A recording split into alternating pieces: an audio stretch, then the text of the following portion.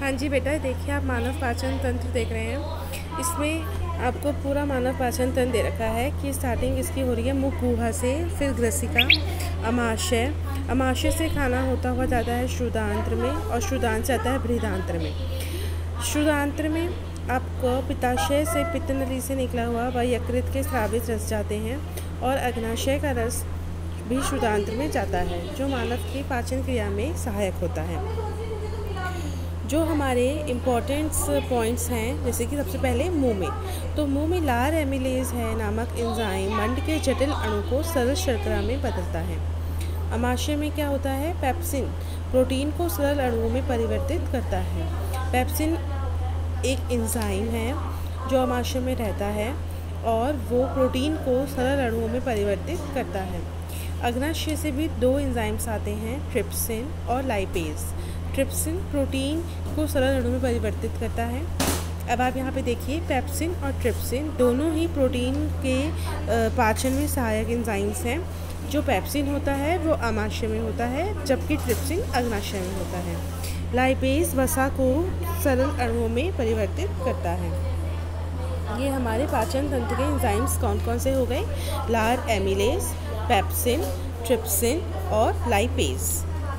उसके बाद आप देखिए, मानव में पाचन तंत्र स्टार्टिंग द पॉइंट, पहला मुंह। मुंह में क्या होता है? मुंह में हमारे भोजन का पाचन शुरू होता है, जहाँ पे वह लार से मिक्स हो जाता है और लार एमिलेज नामक एंजाइम मंड के जटिल अणुओं को सरल शर्करा में बदलता है।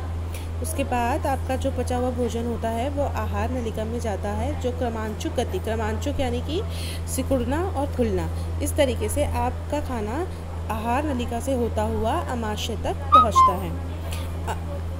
अमाशय में भी बहुत सी ग्रंथियां होती हैं, जैसे कि जठर ग्रंथि, जो हाइड्रोक्लोरिक एसिड, श्लेष्मा और पेप्सिन एंजाइम्स निकालती हैं। ये तीनों ही भोजन के पाचन में सहायक हैं। इन तीनों के अलग अलग फंक्शंस भी आप लोगों से पूछे जा सकते हैं। तो हाइड्रोक्लोरिक एसिड का काम होता है भोजन को अम्ल बनाना।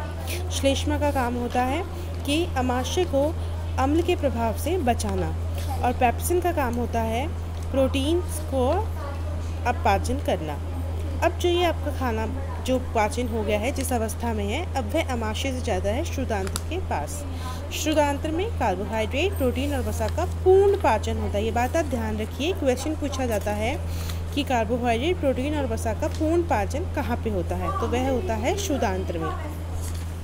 अमाशय से जो भोजन आया था वह अम्लीय था, क्योंकि हमने पढ़ा कि हाइड्रोक्लोरिक एसिड होता है तो वहाँ मिक्स होके अब अग्नाशय एंजाइम्स के कार्य करने के लिए यकृत से स्रावित पित्तरस द्वारा क्षारकीय बनाया जाता है। बड़ी बड़ी वसा की जो गोलिकाएं होती हैं वह छोटी छोटी में कन्वर्ट की जाती हैं। पित्त लवण इसमें सहायक होता है। प्रोटीन को पाचन करने के लिए ट्रिप्सिन एंजाइम यहाँ पर यूज़ होता है। अब जो श्रुतांत्रीय दीवारों पे अंगुलियों जैसे स्ट्रक्चर्स होते हैं, जिन्हें दीर्घरोम कहते हैं, वह भोजन को अवशोषित करने के लिए सहायक होते हैं।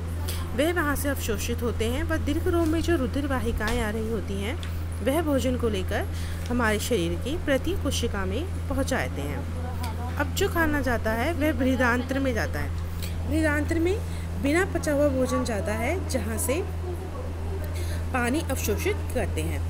तो श्रुतांत्र में भोजन अवशोषित होता है, मतलब पाचन भोजन, और बृहदांत्र में पानी को अवशोषित कर लिया जाता है। अब जो भी पदार्थ, अपशिष्ट पदार्थ बचा, वह गुदा द्वारा निकल दिया जाता है। तो ये था हमारा मानव पाचन तंत्र के बारे में। इस डायग्राम को आप लोग बहुत ही क्लियरली पेंसिल से बनाएंगे।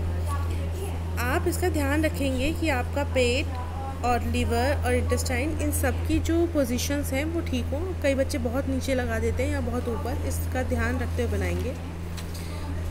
उसके बाद मानव पाचन तंत्र के एंजाइम्स का चार्ट बनाएंगे और ये बॉक्स ये ज़रूर बनाएंगे। फिर आपके 5 क्वेश्चंस हैं जिन्हें आप करेंगे।